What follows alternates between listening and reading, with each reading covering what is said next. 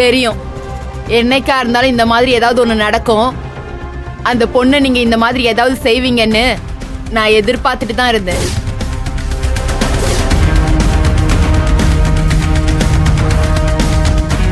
என்னது? நாங்க செஞ்சோமா? என்ன பேசுறீங்க நீங்க? என்ன நடந்துச்சுன்னு தெரியாம நீங்களே ஏதாவது பேசாதீங்க. இதெல்லாம் நல்லா இல்ல. உங்களை பத்தி நல்லா தெரிஞ்சுதான் பேசுறேன். அதான் அந்த பொண்ணை வீட்டுல கொண்டு வந்து விடும்போது பார்த்தனே உங்க அலப்பறைய. அத்தை, என்னத்தை இவங்க பேசுறாங்க? நீ எதுக்கு பயப்படுற துளசி? எந்த தப்பும் செய்யாம நாம எதுக்கு பயப்படணும்? மேடம், தேவையில்லாத பழிய எங்க மேல போட்டு சும்மா மிரட்டாதீங்க. ஆனந்தி அவளா கீழே விழுந்து அடிபட்டிருக்கா. நாங்க செஞ்சோன்னு நீங்க எப்படி சொல்ல முடியும்? என்ன ஆதாரம் இருக்கு? முதல்ல யார சொல்லி நீங்க இங்க வந்து எங்களை விசாரிச்சுட்டு இருக்கீங்க? நான் தான் அவங்களுக்கு இன்ஃபார்ம் பண்ணேன்.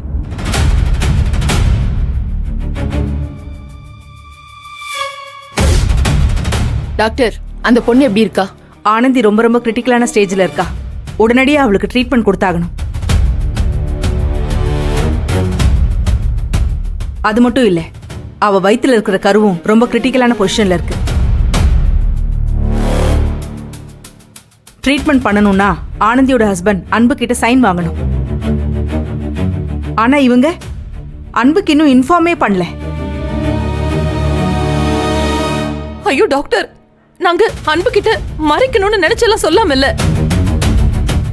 நிஜமாவே அவன் ரொம்ப டென்ஷன் ஆயிடுவான்னு நினைச்சுதான் சொல்லாம இருந்தோம். இப்ப என்ன? அன்பு வந்தாதான் ட்ரீட்மெண்ட் ஆரம்பிக்க முடியுமா? இதோ இப்பவே நான் அவனுக்கு கால் பண்றேன். துளசி, நீ அன்பு கால் பண்ணு. உடனே கால் பண்ணு. உங்க பாசம் வேஷம்லாம் என்கிட்டே காமிக்கிறீங்களா? என்ன பார்த்தா எப்படி தெரியுது உங்களுக்கு? அந்த பொண்ணோட ஹஸ்பண்டுக்கு இன்ஃபார்ம் பண்ணிட்டல, நீங்க அந்த பொண்ணை ஹாஸ்பிடல்ல சேர்த்திருக்கணும்.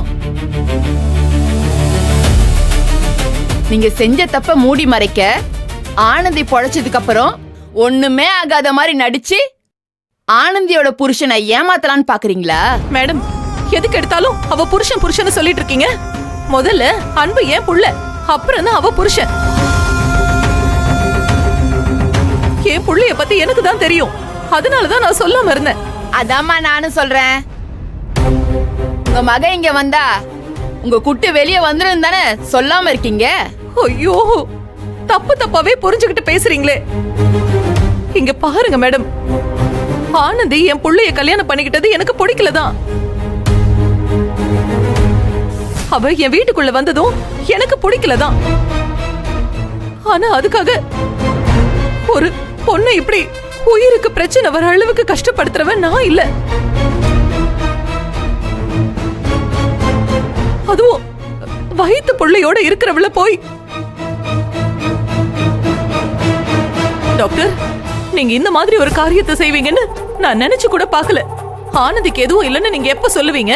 நாங்க எப்போ அன்புக்கு தகவல் சொல்லலாம்னு தான் காத்துக்கிட்டு இருந்தோம். ஆனந்திக்கு இப்படி ஒரு கிரிட்டிக்கல் சிச்சுவேஷன், அன்பு மாமா நிச்சயமா வரணும்னு சொல்லியிருந்தா நாங்க நிச்சயமா மாமா கிட்ட தகவல் சொல்லிருப்போம். நீங்க எதுக்கு போலீஸ்க்கு கால் பண்ணீங்க? யார கேட்டு கால் பண்ணீங்க? இங்க பாருமா, முதல்ல யார்கிட்ட எப்படி பேசணும்னு கத்துக்கோ. நானும் வந்ததுல இருந்து பாத்துட்டு இருக்கேன், கொஞ்சம் கூட மரியாதை இல்லாம பேசிட்டு இருக்கேன். மேடம், இந்த பொண்ணு ரொம்ப ஓவரா பேசுது. இந்த அம்மாவை விட இந்த பொண்ணு மேலதான் எனக்கு என்னமோ டவுட் அதிகமா இருக்கு. 100% வாய்ப்பு இருக்கு டாக்டர். அன்னைக்கு நான் வீட்டுக்கு போனப்ப என்கிட்டயே அவ்வளவு திமிரா பேசுனா,